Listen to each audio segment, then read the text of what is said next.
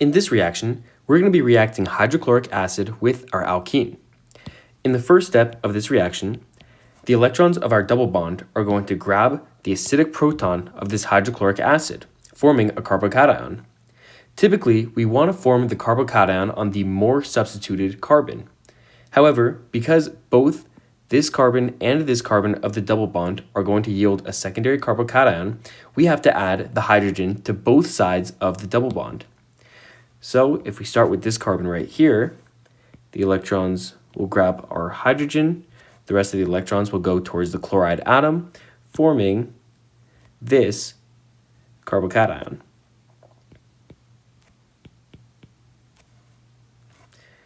Now we're going to do the same thing with the other side of our double bond.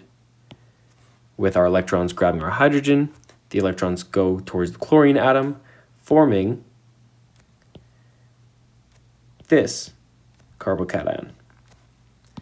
Now starting with the red structure up here, our chloride atom that we generated in the first step of this reaction is now going to come and attack this positive position, forming this structure.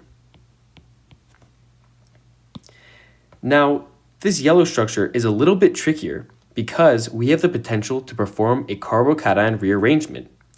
You can see that this is a secondary carbocation, but if we perform a hydride shift using this hydride right here, we can actually form a tertiary carbocation. So let's go ahead and perform our hydride shift with this hydrogen moving to this position right here, forming this structure. As you can see, our carbocation is now a tertiary carbocation as our hydrogen moved to this position right here.